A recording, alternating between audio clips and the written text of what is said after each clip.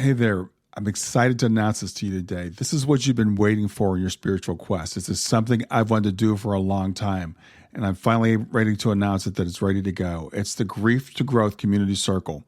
Now, this is a sanctuary where like-minded souls are united in their journey through grief and towards personal transformation. It's more than just a place. It's a beginning. It's a commitment to growth and understanding. Here you're finding not just a community, but you're entering a circle of trust and depth. You're going to engage with interactive coursework. You'll dive into exclusive podcast episodes and partake in discussions that illuminate the path from mourning to empowerment. This is a realm where every question is honored and every individual's journey is validated. To be part of this exclusive circle, visit us at grieftogrowth.com/community or look for the chat icon at the bottom of every page on the main website. Remember that entry is a privilege because I want to ensure that every member is as dedicated and genuine as you are. You must apply to join, but the journey within is worth every step. So go ahead and join us today.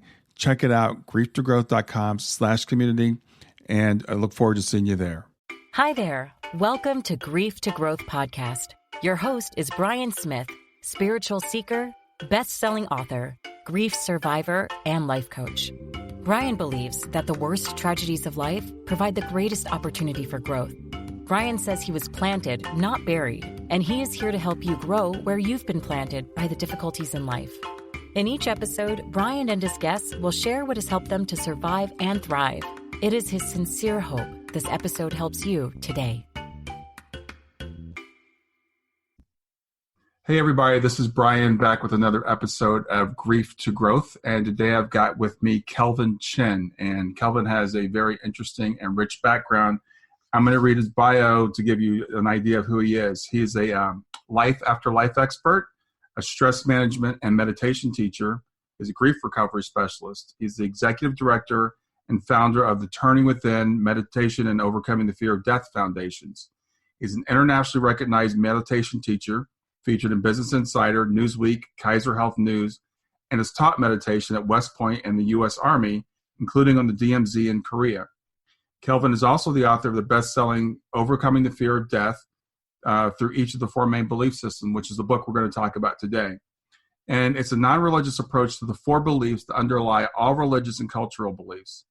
He has had many experiences piercing the veil over the last 35 years, communicating with the other side, as we call it, and his past life memories reach back 6,500 years. Kelvin has been meditating for 50 years and has taught meditation for 46 years to thousands of people from age 4 to 94 in over 30 countries. He regularly helps clients with PTSD, anxiety, depression, and sleep disorders, especially those who have lost loved ones or had traumatic spiritual experiences. His technique is easy and effortless with no culture or lifestyle trappings and offers a solution that helps people live their lives more fully now, giving them a sense of greater control to move forward. He was a featured speaker on opening night at the 2019 IANS conference in King of Prussia, Pennsylvania, and has spoken at the Commonwealth Club in San Francisco, Yale, Dartmouth, and healthcare firms, and is scheduled to speak at the Spirit University Helping Parents Heal Maui, East West Bookshop, IANS Santa Barbara, IANS South Bay, and IANS Boulders, and others. Kelvin is a graduate of Dartmouth, Yale, and Boston Law College and has lived in 7 countries. So as I said, that is quite a resume. I'm not sure how much we'll get through in the conversation today, but with that, I want to welcome Kelvin Chin. Thank you so much, Brian. I really appreciate being here. Yeah, it's really great to meet you. As I was telling you before we started, I've seen your name. I've heard you before. We were introduced by a mutual friend, Lilia, who suggested that I bring you into the podcast. Yeah. And you were kind enough to send me your book. I'm going to show the book here. It's Overcoming the Fear of Death. Through each of the four main belief systems. And I got this in the mail on Saturday. I thought there's no way I'm going to have to get time to get it read before our interview on Tuesday. I read it on Sunday. I read the whole thing in the day on Sunday. It's a cool. Great book. It's a really easy read. I love the approach that you take. And one of the things I wanted to say, though, when I saw through each of the four main belief systems, I was thinking maybe those were like religious systems, like Buddhism, right, Hinduism, and but it's not. It's four cultural and beliefs that we all hold. So let's talk about those. What are the four main belief systems? Sure. Yeah. My approach, as you said, is non-religious, and I'm trying to be as open as possible for people from all cultures, all religions, and including atheists and agnostics. So in other words, people who are not religious in an organizational kind of way. So I was thinking about this years ago, and because I would have conversations with people and they would get into who's right and who's wrong about their perspectives about death and dying. And I thought, we need to talk more about this, because this is the elephant in the room that nobody talks about, right? And so how can we talk more about it without getting into stuck in religious and cultural beliefs? So I came up with these 4 beliefs. So the 4 beliefs are, the first one is what you could call the scientist's belief. So one life, the brain and the mind or consciousness or spirit or soul, those are all synonymous as far as I'm concerned. The brain and the mind are connected. That's it. When the brain, physical body dies, that's it. The mind shuts off. That's the first belief system. Second belief system is, I call it the fear of continued existence. So that's where people believe that there is going to be some continued existence, and they may define it in different ways depending on religion and philosophy and culture and so forth. But they do believe that the mind will continue in some form. But there's some fears about it, and the fears could be due to all kinds of different reasons. But there's some concern, fear about what may happen after they physically die. Third belief system is also a belief in an afterlife, we'll call it, that the mind does continue after the physical body dies, but there's no fear. So they may even be looking forward to it. Okay? And then the fourth belief system that really exists, out there in the world, in a lot of the world, outside the United States, is the belief in reincarnation, past lives, future lives, the idea that the mind is conscious and can redirect itself into another body and have another lifetime, not as Brian or Kelvin, but as somebody else, or whatever. They got a different physical form. But that something continues that is identifiable about, underlying who Brian is and underlying who Kelvin is. So that's the fourth belief system. And everybody falls somewhere in there, and some people are hybrids. I call them fence sitters, and that's okay. Yeah. I think about a little bit this one, a little bit that one, I'm not sure. And that's fine. But I think it's good to kind of think about where you are in that spectrum, and it helps you clarify your thinking. And if you have any fears, I think that's the first step I take with people when I talk with them, to find out where they're at when I'm trying to help them reduce their fears about death and dying. Yeah, the approach you take in the book, I think I really appreciated it, because as you said, you kind of break these categories down and people can kind of choose where they are, and then you address each one of the categories and what the fears are and whether they're rational or not. Right. And really the first step is understanding. And you talk about in the book about understanding versus inspiration. Right. So could you talk about that for a while? Well, yeah, I think, because I thought about, what already exists out there, and I didn't want to just say the same old stuff that everybody else already is being helped by. And so there is an inspirational approach to helping people. And there's nothing wrong with it. I was just trying to figure out how could I be different and fill in a gap. And so the inspirational approach is more like, I'm so sorry about your loss. And you embrace them from an emotional standpoint. There's an emotional, energetic, a genuine connection with the person on that level, etc. And there's lots of books, and there's lots of workshops, and there's many professional people doing that kind of work with people.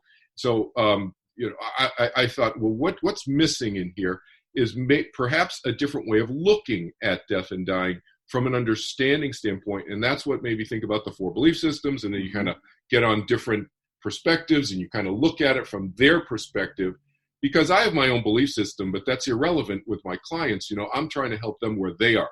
I'm the guy who try to help them get from point A to point B, not where I am. It's where they are. It's what matters. Right.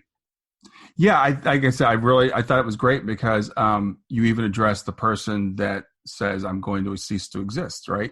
Because a lot of times, for myself, I try to but help people understand that life continues. But maybe I don't believe that. Maybe I believe I just cease to exist. So then, the next question is, well, why would you fear that? Which I think is a really interesting thing, right? Why do you fear non-experience? But it's a human thing. Yes. And because fear, what's fear? Fear, let's define it quickly. So fear is the emotion caused by the anticipation of unhappiness. Mm-hmm. Well, if you were like my dad, you read the many stories about my dad. Yeah. In the book. I have a lot of stories in the book. So, my dad was the first belief system kind of person. He was a scientist guy, an engineer, and so forth. This is one life. My dad used to say, he always had a cigar hanging out of the side of his mouth. He's like, just stick me in a box, throw the dirt on me, I'm done. That was my dad's famous saying. He would say it all the time. Yeah. I'm done. That's it. But I'm going to live my life. That's it. And you talk like this. And, Asian American guy, when he talked like he's like from Brooklyn or something, I don't know, with a Boston accent. Anyway, but the thing is, I never fought him on it. I just said, yeah, that's fine. Just live your life. Right.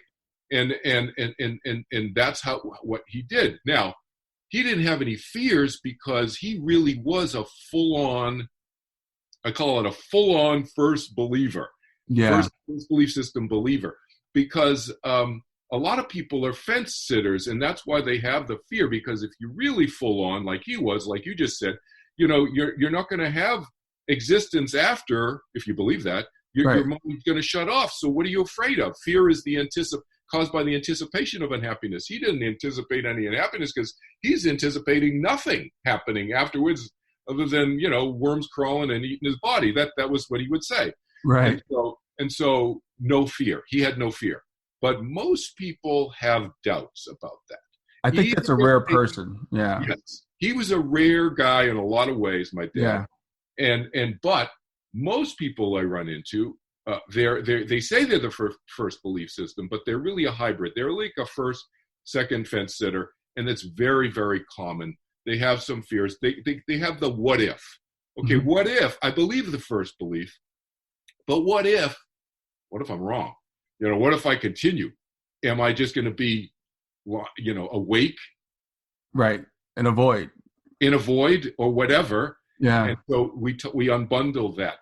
But a lot of times people, well, the other thing is, Brian, interestingly, if people will have the first belief system and they think that being afraid of how they're going to die is the same as being afraid of dying. So I break that apart in the book too, right?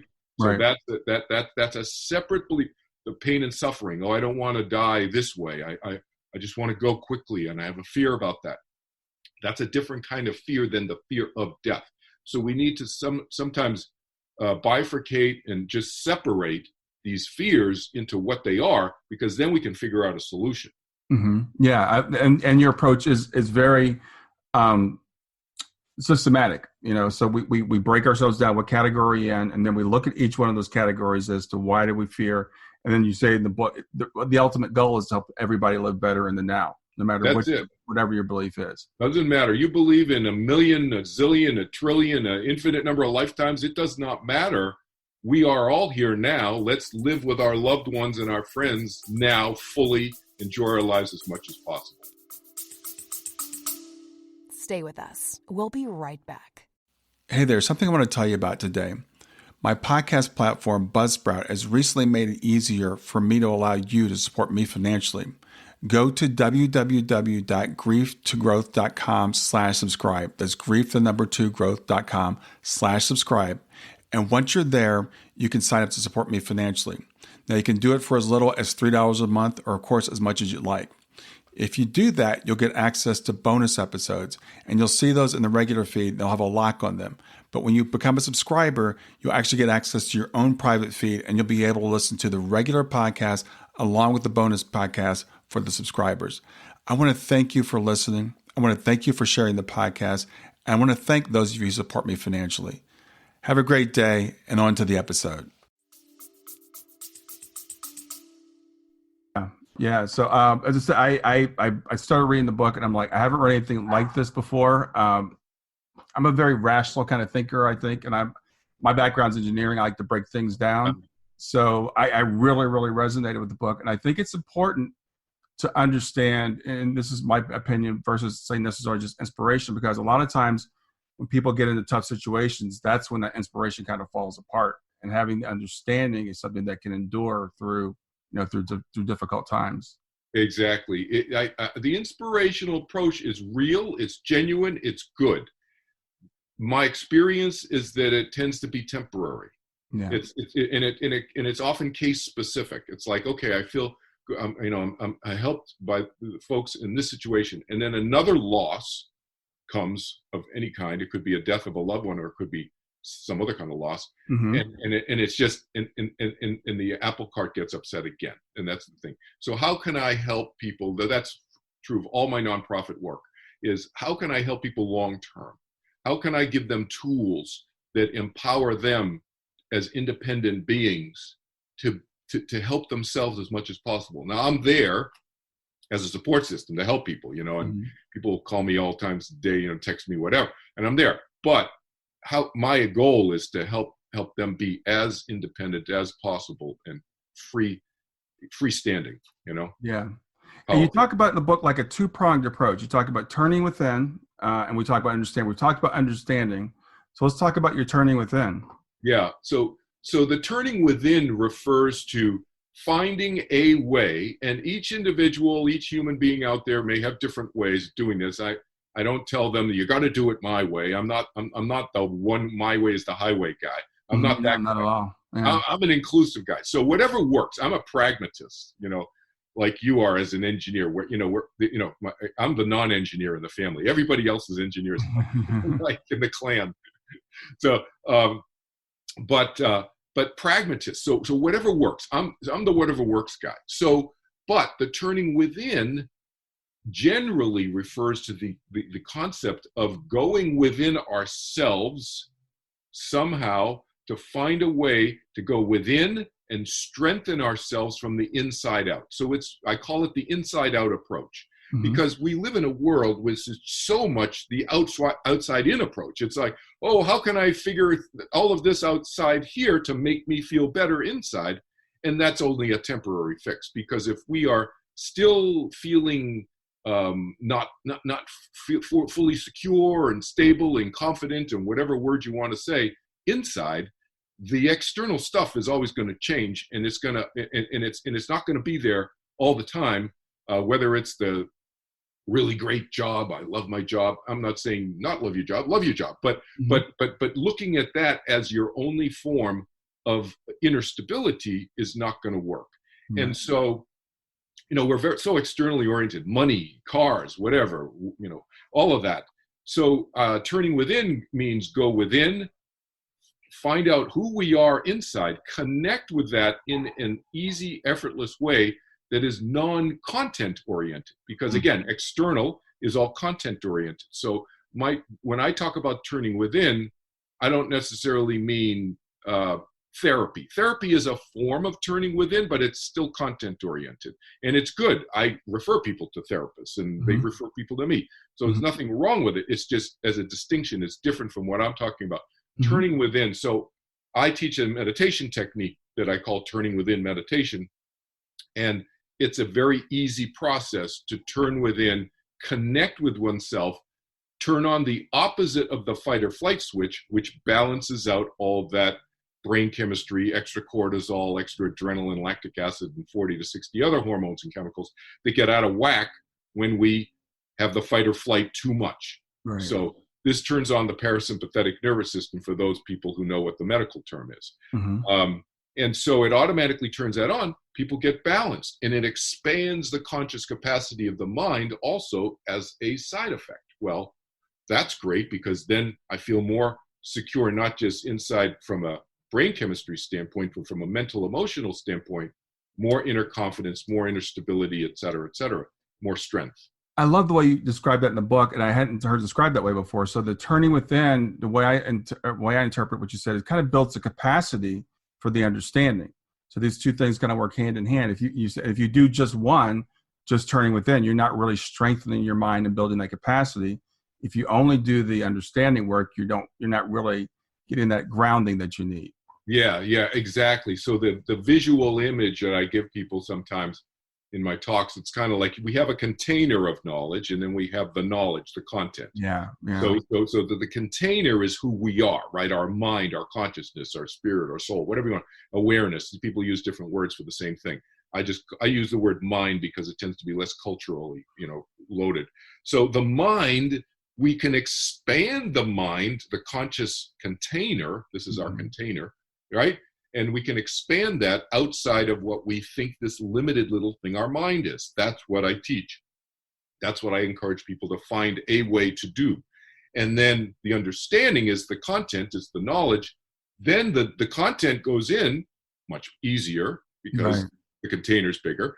And you can navigate that knowledge easier because the mind, the container is bigger, therefore more relaxed, et cetera, et cetera. Can reorganize the thinking easier. Yeah, I love that. And there's one of the things in your book that you wrote about I really loved also. You talked about when your mother passed and your meditation, you said, just became crying sometimes.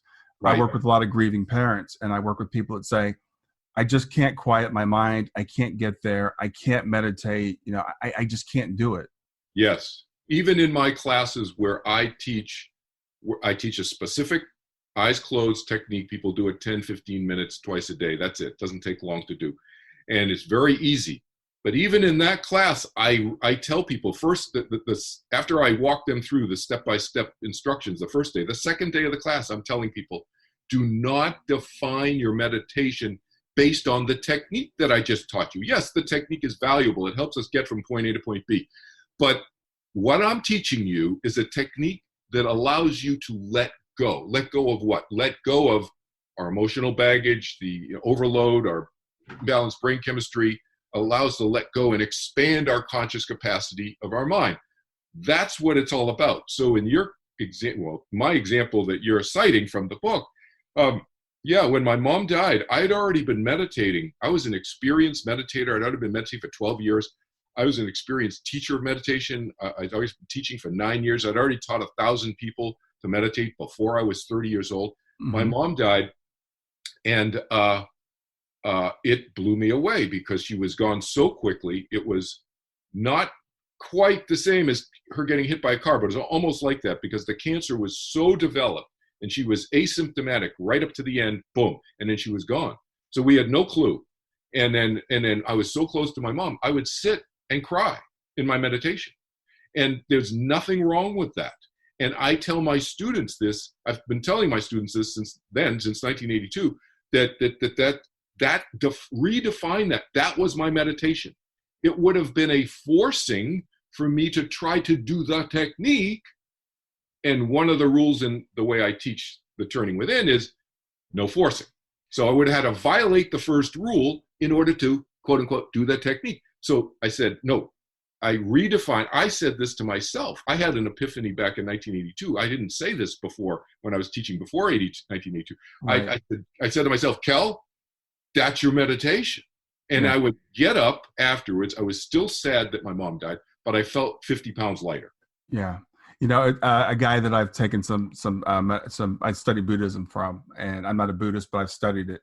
Right. And he posted the other day, because he's an experienced meditator. He said, sometimes like today, my mind was all over the place. Yes. And I'm an experienced meditator, and that's okay. And so many people try to force themselves to get their mind quiet. And it's, I can't meditate. I'm a terrible meditator, or I had a bad meditation today. Yes. And I like when you give people permission to, it's whatever it is. It's whatever the experience. Whatever it is, it's a big misunderstanding that has come about over the millennia. And I've thought about this because you know that I've been teaching meditation for 46 years now, so I've had a lot of years to think about this. Right. But why is that? Why is what you just said so prevalent in the meditation world? And I've distilled it down to a couple of things. One is that I think there's a history of using waking state rules, waking state metrics in meditation, which does not apply. Once you've been an experienced meditator, you realize it's not same as waking state. Waking state, we need to focus. We need to control our mind, because if we're driving through the intersection, we're going to get in an accident if we don't. You're going to pay attention, right? Mm-hmm. Meditation, no. This is not the time to be precise and be paying attention. No, it's a letting go state of mind body. Well, that's a fundamental distinction. And I tell people who have never meditated, and I tell them this. I say, why would you apply waking state rules dream state rules to waking state. You wouldn't, because in dream state, you could be driving a car in your dream, but in the dream, the car may turn into a horse, or it may turn into a teddy bear, or turn into a flower pot. Who knows what? It's not going to happen in waking state. Guarantee you, your car is not going to turn into a horse or a flower pot. Right. Pay attention in waking state. Dream, we don't mix rules like that. That's kind of, it would be illogical to do that. And yet we readily do that with meditation. That's what I've kind of distilled it down to. A misapplication of waking state rules in meditation.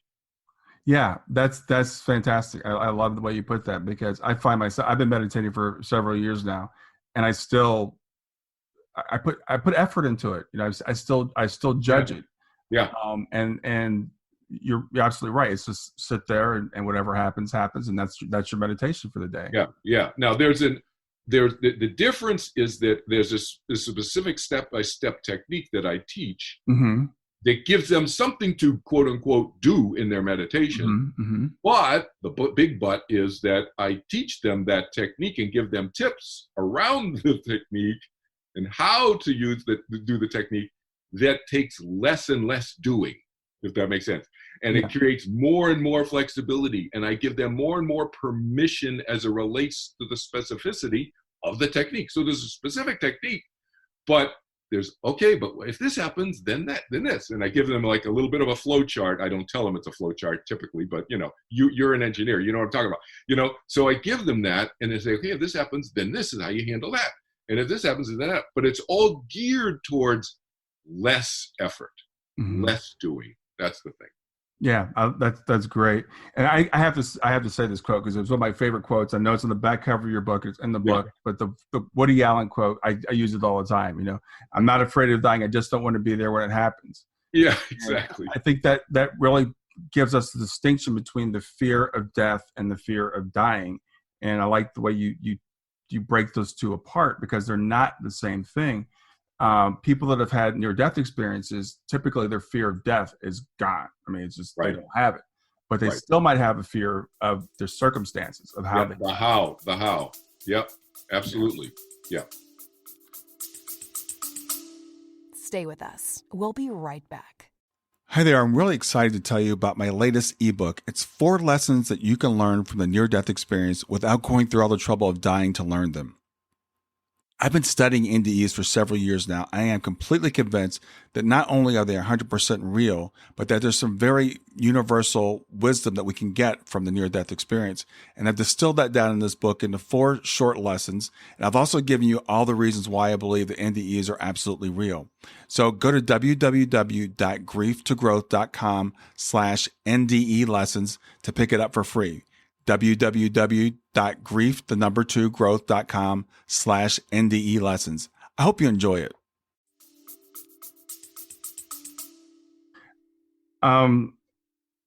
Looking at my notes here from from the book.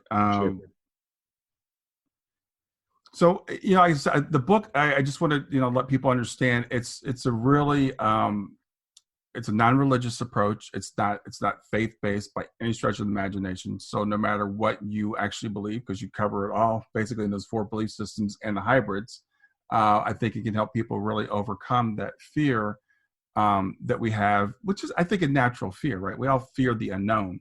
And the issue is not trying to get rid of the unknown, I tell people, is because the unknown or uncertainty is always going to be there. We're going to know. I tell people, when we're going to know when we know, and you're going to know, and I'm going to know, and each of us going to know at that most intimate moment of our lives when our physical body shuts off. We're going to know either the light's going to stay on, in other words, the mind's going to continue, or the light's going to turn off, one way or the other. We're going to know. But what I want to do is help you live life now, get rid of your fears now, because if the light does stay on, then you will also, your now will be then, then it'll be a different now. That now for you will then be continuing if the light stays on. And I want you to be as fear-free as possible then too. So it's all about living in the continual present, because the present, changes. It's now that's the present. Now that's the present. Now that's the present. It's always living in the now. That's all we have is the now. And that's the only thing we can focus on. It's the only thing we can control is where we are now. So if we can fear is always future based, right? It's always what's going to happen to me. And trying to predict that and trying to control that, which we have to let go of. So fear we can get rid of. I can help people get rid of their fear. I cannot get rid of uncertainty. That's just part of the free will universe we live in. Yeah. But we can get rid of the fear. Yeah. And that's what gives us the ability to live our lives fully.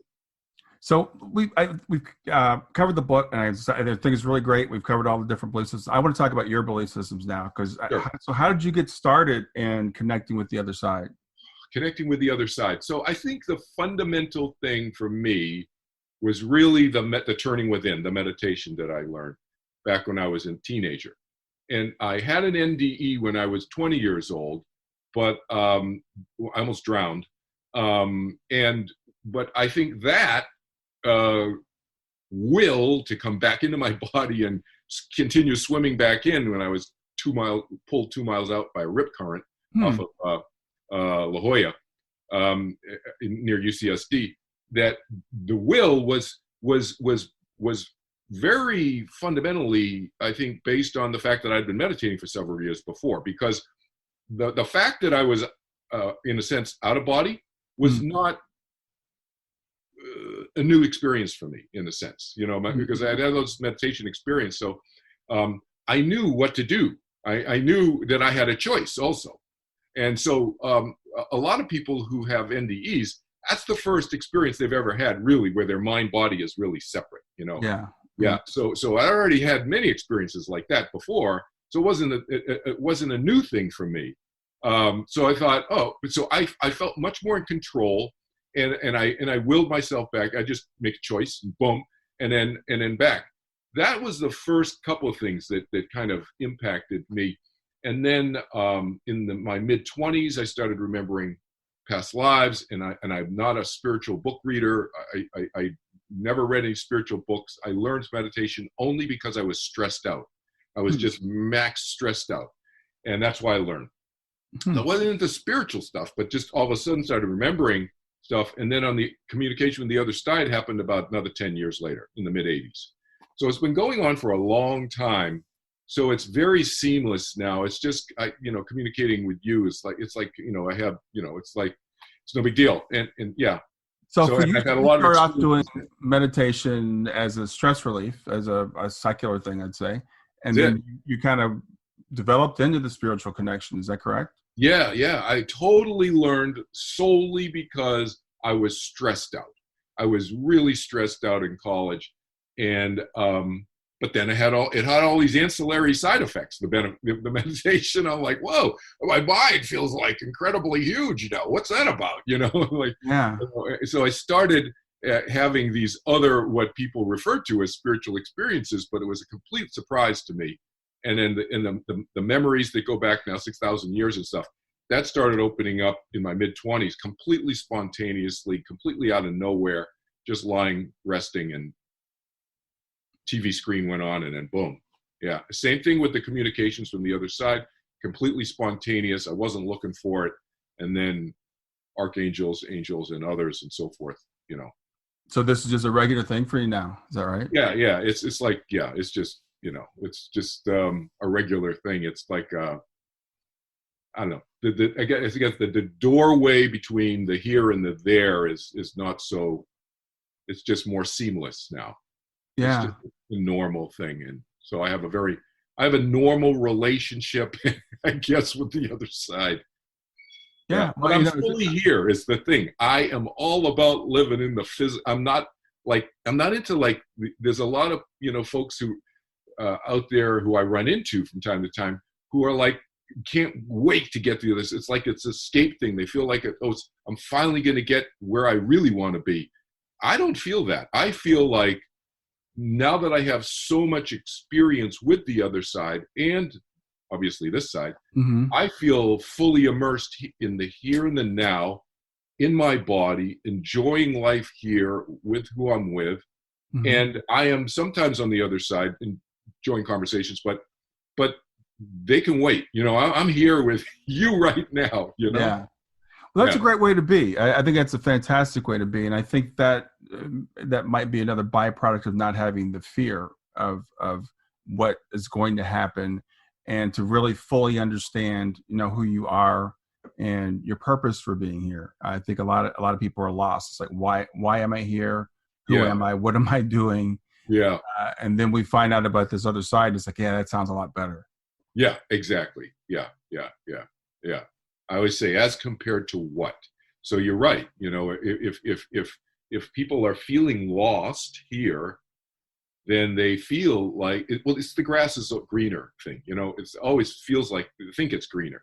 Maybe it will be. Maybe it won't be. You just But we always we have that grass is greener kind of tendency. Yeah. So what do you think the purpose is? Why are we here? I think that it depends on the person, and I think the purpose of why we're here is to enjoy life. That's my view of it. Now, I may choose to have a certain purpose in the way Kelvin Chin lives his life and so forth, and I've not always done this work that I'm doing now. I had a family of 2 children, and it was 4 of us and so forth, and raising a family and all of that. I was in corporate America and legal work and so forth for decades, etc. But I've always had an underlying emotional need, I guess, emotional drive to help other people. So even in those settings, when I was doing corporate work and legal work and so forth, I always, funneled my energy through that. Through that filter, so to speak, that prism of helping other people, and I did it in a way of as high integrity as humanly possible at the moment. And so that's the way I have chosen to live my life. So purpose, there's all kinds of purpose you could draw from that, right? But how we manifest that is very individual, up to that individual person. Sure. And so it really doesn't matter what, to me, I don't think, it matters what a person does, where they are on the social, economic, I don't know what you want to call it, but, status food chain, right? Sure. Yeah. It doesn't matter to me. We as a human species, I think, spend way too much time on the what and not enough on the how. Yeah. It's the what's your title? Where do your kids go to school? How much money do you make? Where are you in that social economic status food chain? That's all what stuff. To me, it's the how. How are you living your life? How do you interact with people? How do you treat other people? That's, to me, where the rubber meets the road, because I help people die too, literally die. Like I'm at their deathbed, right? And people do, it's not like, oh, did you get that Ford 150 truck with the rear end that goes down by itself and whatever, all that stuff. It's like, who cares about that? When you are dying at your last moments, it's really who have you impacted? Where's your loved ones? Are they there? What kind of life have you lived? That's what flashes through most people's minds. It's the how. But we get so caught up in the consumer of the what, Yeah. I think that's an excellent point. So the purpose to me is, if you want to call it that, purpose of life is how we live it. I think it's interesting because you say it's to enjoy a life, but a lot of people are not enjoying this life right. in terms of human perspective, right? In terms of what's happening to us right here and right now, and there's a lot of pain and suffering in the world. So people are like, why am I going through this? What is the purpose of this pain? So I think those are questions that we naturally have. Yeah, I think those are tough questions, because when people are in a survival mode, then you are in survival mode. I've been there. Look, I've been laid off 5 times since I was 50 years old, trying to raise a family. But company gets sold, a merger happens. Yeah. Oh, all of us are out the door because the big company, the company that's 5 times bigger than us, they already got 2 of me. Right. Whatever. Mm-hmm. So that's tough. When you are in survival mode, I totally get it. you are in hunkered down, you're in the foxhole, and you are trying to figure out how to get from today to tomorrow. That's it. Or from this moment to the next moment in some cases. Right. And so, that's not a time to me, and that's not a time for big time reflection. That's a time for surviving, and for me at that moment, that was my need to be, that was my now. Yeah. It's like, it wasn't a time for me to be spending all kinds of times reflecting on this stuff. I had to figure out how to get the next job, et cetera, in my case, or whatever the person's next thing is in their life. And so that's tough. And when you're in that kind of pain, whether it's emotional, physical, or financial, doesn't matter, it's pain. And we need to deal with that. So I think to the turning within point, that's what gave me the strength to kind of move on and not just curl up in a ball.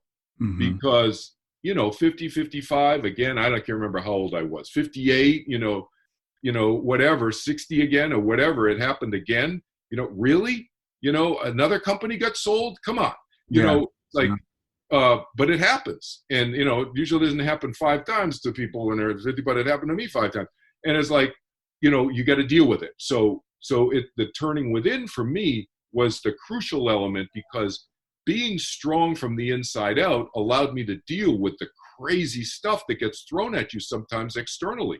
And nobody can predict that sometimes, Right. Sometimes you can kind of see it coming, but often you can't.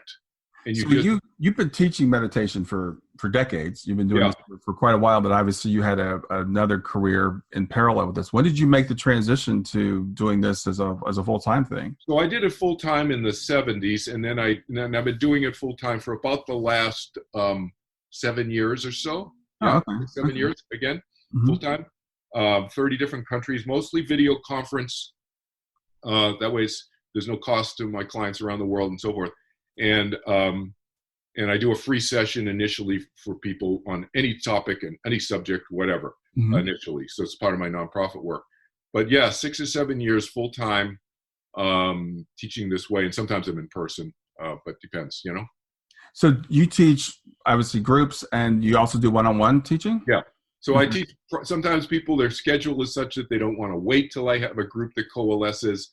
I teach groups every a month, usually, maybe every 6 weeks or something. Sometimes people just want privacy because they have so many personal issues that they want to talk to me about privately, that they just want the whole 4-day class. It's a 4-day class, about an hour and a half each day, for 4 days.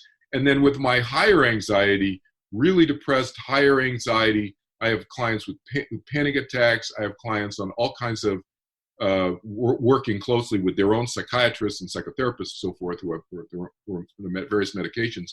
Mm-hmm. Those clients, my more extreme clients, that way, I work much more than just the 4 days with them. I work with them on a much more consistent basis, and whatever they need, I'm here to help them get over that bump in the road for them, whatever that is. And for some people, the bump has been there for 8, 10, 20, 50 years. Yeah. So obviously you do the fear of death, and you also do grief teaching. So how are the two different? So different in the sense that the grief work can be around death and dying, but it can be around, 30, 40 other different kind of losses you may have. I've worked with people who have had financial losses like I have had. And I've worked with people who had divorces is another significant loss, as well as death of loved ones and so forth, of course. But there's all kinds of losses that people have had, and some of them are bigger, more devastating emotionally, and some of them are smaller losses, but they accrue, they build up. Like for especially, children, but it affects adults too, is if you're moving around a lot, that's a loss, because you the familiarity of that neighborhood and your favorite dry cleaner and the restaurants and blah, blah, blah, and everything. Now you're on the other side of the country, or you're on the side of the world living, who knows what. Those are big losses. And there's a grief process that goes along with that people generally don't recognize. Mm-hmm. So So let me define grief to you, because there's a lot of misunderstanding about grief. So just very briefly, grief falls into two general angles of looking at grief. One is the overwhelming sadness that people can experience around a loss, and sadness is something that usually people do appropriately associate with grief and grieving. Sure. But the other is the conflicting emotions, the conflicting feelings that we have around that loss. So if we lose a loved one, maybe we got along with him or her during our lifetime. Maybe we didn't. There could be conflicting feelings there either way, and we carry those with us, and those conflicting feelings. Even somebody who we loved and adored, maybe nobody has a perfect relationship all the time, and so there are going to be some conflicting feelings there. Or maybe we didn't get to say something to them that we really wanted to say to somebody who we adored, and then we have a conflicting feeling within ourselves about having missed that opportunity. So there's all kinds of sources of these conflicting feelings, is the point. That's another aspect of grieving. Now sadness and grief are not the same thing. I think most people conflate and confuse that. That's why I call it overwhelming sadness, because my mother is a good example. So you read all the stories about my mother dying and so forth, and how close I was with her.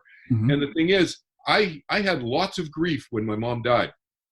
I had overwhelming sadness, and I had conflicting feelings, because my mom would say, "Kelvin, do not come visit me at the hospital. You're wasting your time. You got to be studying your law books and blah, blah, blah."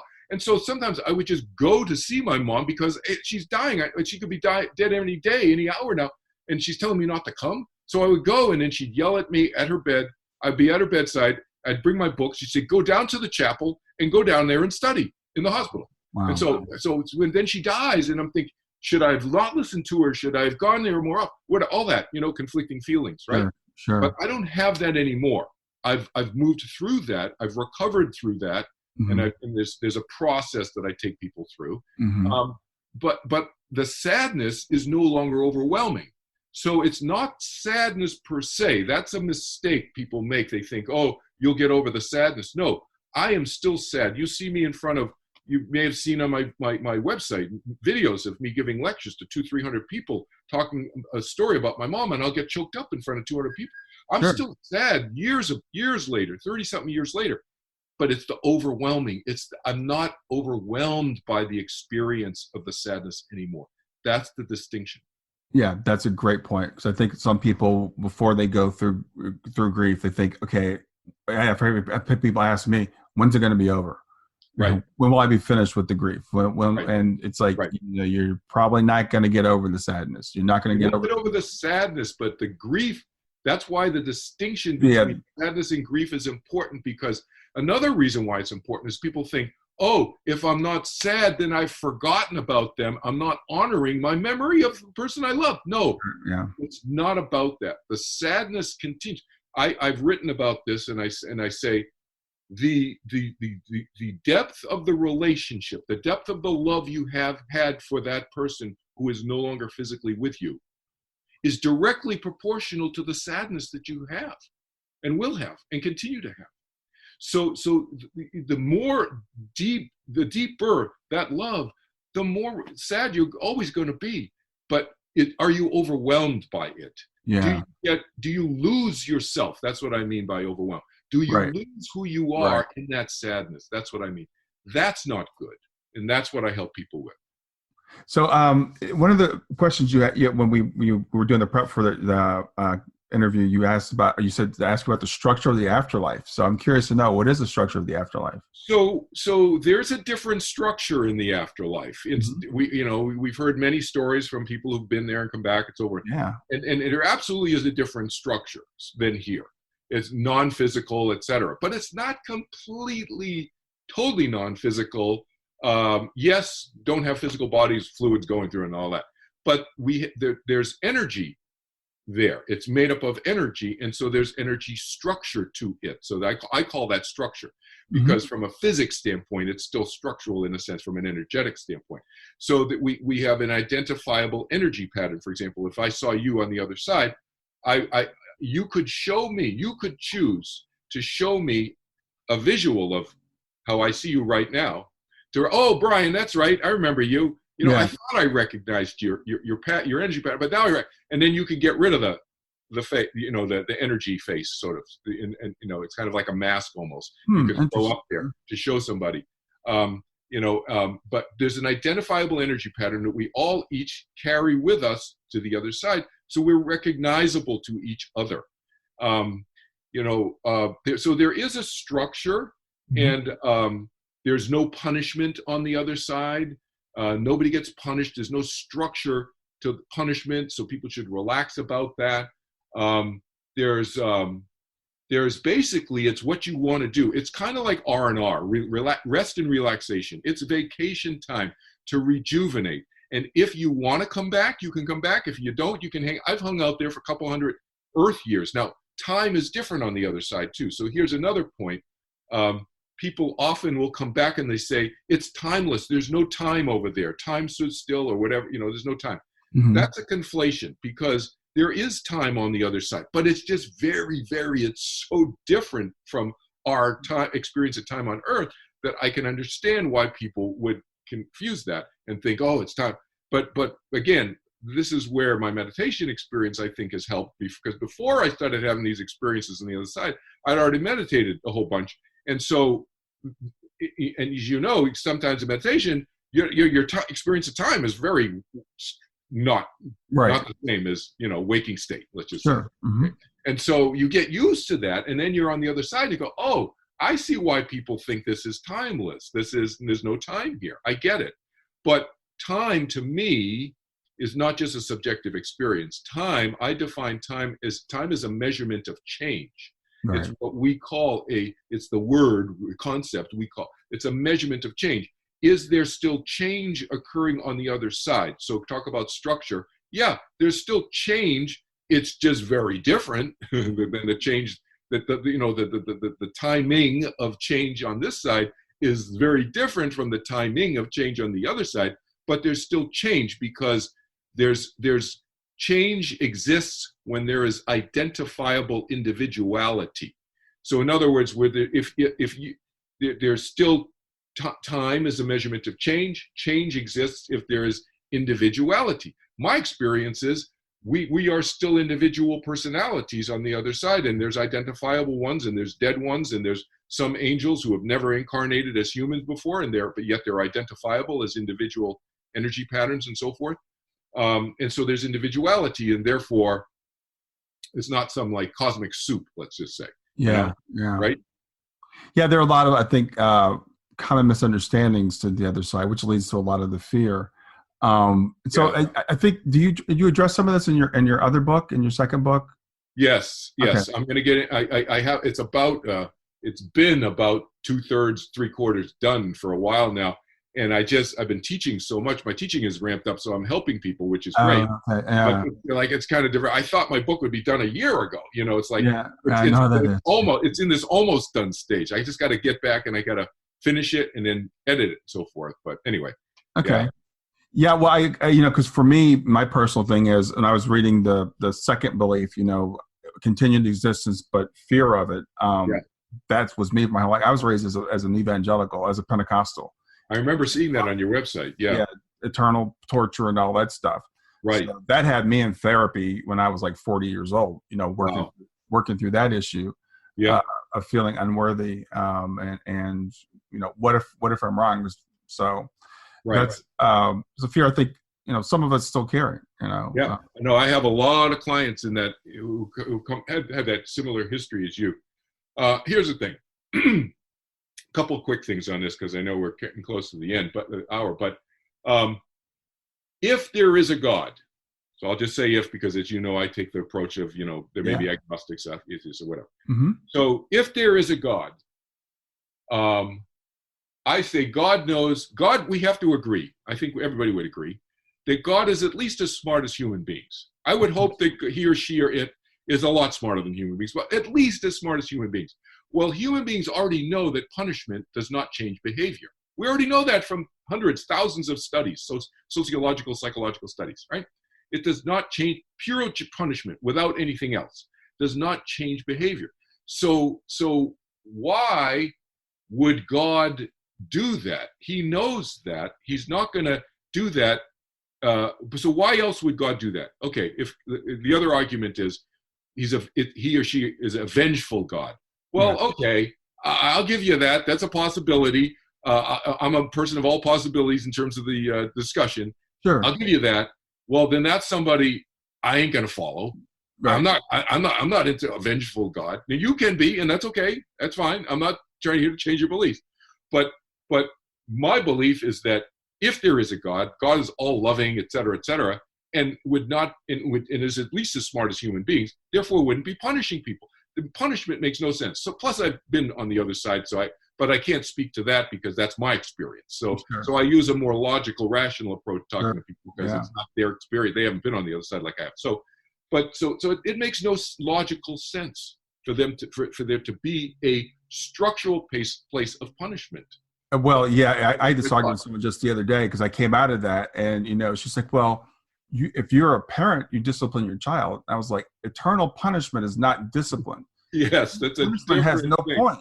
No, that's different. You talk about behavior modification with consequences. That is a different thing than eternal punishment and damnation and whatever, however you want to articulate it from that perspective. Yeah, that's different. Yeah, and that's why I say that. Actually, that's why I weave in. You hear how I said it. I say pure punishment without anything else. That's what So I'm saying that you can have consequences and you can discipline somebody, whether it's a child or an adult. It doesn't matter. You can discipline somebody and hold them to consequences of their actions. Sure. In order to help maybe change their behavior, but it can't just be purely locking them up, because recidivism is, I had just given this talk, and I was attending a talk by the Los Angeles County District Attorney, and she just happened to be citing the statistics on recidivism, how quickly people are back in jail, and it was like 60% are back within 6 months, and then either 1/3 or 2/3, I can't remember, but a big percentage of those 60% are back within 3 weeks. Yeah. So it's like they're in jail for 3 weeks. It's like, purely locking people up. Now, if you lock them up and then you give them skill sets and you train them and you give them and you teach them to meditate, for example. Right. You teach them to deal with their stress. You teach them some skills to get a job when they get out of prison. That's a whole different scenario. Okay. You could say that putting them in prison is punishing. Okay, I get that. But you got to add to that if you really want to have behavior modification, right? Right. And there has to be a chance of getting out. Yes. That's the thing. Like I said, the hell that I was taught was not redemptive. It was pure vengeance, and it was eternal. Yeah. And that makes God less loving than we are, because we wouldn't do that. Exactly. Yeah. But so it just goes to the point that it makes logical sense to me that people made that up to control people. And it unfortunately works, because fear is an incredible motivator and it's an incredible, depressant to people, Yeah, absolutely. So I really enjoyed reading the book, and I want to put it up again so people can see it. Overcoming the Fear of Death through each of the 4 main belief systems. As I was reading, I was like, I wish I had written this book, because I was like, this is great. This is exactly, that's kind of the way I think. I think it's a very rational approach, but I think that could be beneficial to people who are dealing with this fear and don't even know what the fear even is, right? Yeah. I tell a lot of stories in there about people who have communicated with loved ones on the other side. And not just my stories, but I have other people's stories. In fact, most of the stories are not my stories. I tell more of my stories in the lectures that I give, but in my book, I didn't want the book to be about me. So it was a lot of more stories about other people's stories, communicating with people on the other side, et cetera. Another quick thing I want to throw in, just while I'm thinking about is there is a story in there that you read about no smoking in heaven. It's called, the segment is called No Smoking. Yeah. And that one, it came to me, I'll just do the quick version for the audience. But the reason I want to tell this is because of death by suicide. I did not know how he died. He's a brother of a friend of mine. I didn't know when he died, where he lived. I didn't know how he died. And he came to me, I told my friend Nancy, your brother came to me, and he told me, no, there's no smoking here. And I didn't know what that was about. He gave me a personal message for her, but there's like two random things: no smoking here, and he showed me a picture, a visual, like a video recording of him and you walking out of a San Diego nightclub off of Hotel Circle, off of Route 8 in San Diego, and you were laughing, and it was nighttime in the parking lot, and it was lit up, and you were laughing. That's all I know, and I had no idea why. And she said, oh, he hated cigarette smoke. In the 1980s, he'd go around before non-smoking sections. He'd tell people to stop smoking in bars and everywhere and piss people off. And she said the last time she started crying. She said the last time I saw him alive before he killed himself by suicide 2 weeks later was I flew to San Diego where he lived. I didn't know where he lived, and to visit him. And we went to a nightclub off of Route 8, Hotel Circle. And he sang karaoke and got a standing ovation. I'm getting chills telling you this right now. He got a standing ovation, and they were laughing about it walking out. Yeah, that's wild. That's the last time she saw him alive. That is wild. And it's funny you tell that story, because I was just talking with someone earlier today, and her son passed by suicide. Yes. And she said she's only seen him a few times, and one time she saw him sitting in a recliner in her house, smoking. And she's like, what are you doing smoking? And he goes, it's not real. And it's just crazy that you just told that story, because literally this was like an hour ago that you told me that story. Right. Yeah. You can do whatever you want. That's the other structure on the other. You can do whatever you want. Yeah. You don't have a physical body to worry about. You can smoke whatever. It's not going to have a physical issue with your lungs. Yeah. But it took him 16 years. This is another message for your audience. It took him 16 years to communicate with his sister, and the suicide note was that she found later in a closet that she had thought she threw away because she didn't want to read it again. But she found it later after I told her this experience. She found it, and it said, "I'm going to get to you as soon as I can. I'm going to tell you, I'm okay." Yeah. And it took him 16 Earth years. And that's another point about how time is different on the other side. And again, for a lot of my audience, we have children who have transitioned, and so people will be impatient. And we think, well, why haven't they gotten to me? It's been 6 months. It's been 2 years. It's been whatever. Yes. And what I've been told is time just passes differently there. And the other thing is, a lot of people ask, are they missing us? Do they miss us the way we miss them? And my understanding is they don't miss us the way we miss them, because for them, it's like that. Yep. We'll be there soon. Yes, we'll be there soon. But they do miss us. They do miss us, but not in the same way that we miss them, as I think to say it. Right? It's not agnostic missing. But there's genuine missing. But it's not the same, because, like you say, their experience when they go to the other side, they go, "Wow, I'm still alive. Right. I'm just in different form." You know. Well, it's like, when my daughter is in college, I miss her.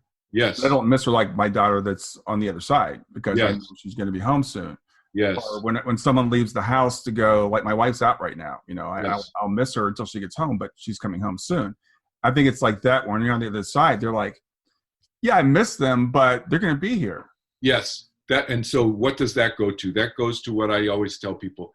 We need to be in the present with our loved ones now and love them as much as we can, be with our friends, et cetera, because even though I've had 6,000 years of memories of past life stuff, and I have friends in this lifetime who I know when we've been together at different times over that period of time, it doesn't matter. I'm with them, they're here now, and I don't know when I'm going to see them again, right? Because that goes to a whole other thing about soul contracts. And we may have a contract, and you, Brian, and Kelvin may decide to come together again next lifetime. But then your father gets shipped off to who knows where, and my father's employer lays him off, and he has to get a different job. And we're in different parts of the country. We don't get together for a while. Yeah. Even though we may have a soul contract, because free will operates. Other people's minds are operating all the time. We cannot predict. We can sort of kind of predict increased probabilities, but it's all probabilities. Yeah, exactly. Well, I want to give people how to reach you. I know your websites are www.kelvinchin, that's KELVIN, chin.org, CHIN, and www.turningwithin.org. And people can reach you that way. Is there anything else you want to say about reaching out to you? Just go to the contact page, and my calendar is there. And like I said, I do a free phone session with people anywhere in the world, and then just talk about whatever and see if there's a way I can help or not. Sometimes just one phone session, people feel great, and I connect with them. Others, I said, yeah, my fear went away. So it's like, okay, whatever. And then on the bottom of every page of all of my websites are links to the other websites. So if you get to one, you can get to all of them. Okay, cool. Yeah. Well, it's been an honor meeting you. You're fascinating to talk to. Like I said, really enjoyed the book. When I got it on Saturday, I'm like, there's no way I'm gonna get through this. But I picked it up Sunday morning and I finished it in bed Sunday night. That's awesome, Brian. Great. Thanks for having me. It's great to talk to you. Yeah, good talking to you. Yeah. Thanks for listening to Grief to Growth. Brian hopes that you find this episode helpful and will come back for future episodes. Brian's best-selling book, Grief to Growth, Planted Not Buried, is a great resource for anyone who is coping with grief or knows someone who is. If you enjoy the podcast and would like to support it, there are 3 things you can do to help. The first is to share the podcast with someone that you think it will help. The second is to go to iTunes, rate, and review the episode. The third way you can support the podcast is by becoming a patron. Head over to www.patreon.com/grief2growth. That's patreon.com/grief, the number 2, growth, and sign up to make a small monthly donation. Patrons get access to exclusive bonus content and knowledge that you are helping to spread the message of grief to growth. For more about Brian and Grief to Growth, visit www.grief2growth.com. Hi there. I hope you enjoyed this latest episode of the podcast, and I'd love to hear your thoughts. What questions came up for you? What did you like about it? What didn't you like about it? I invite you to visit us at grieftogrowth.circle.so. That's grief, the number 2, growth.circle.so to continue the conversation with me and with other listeners. It's a space to sound off, to share reactions, and to go deeper into the topics from the show. I look forward to chatting more, and I hope to see you there.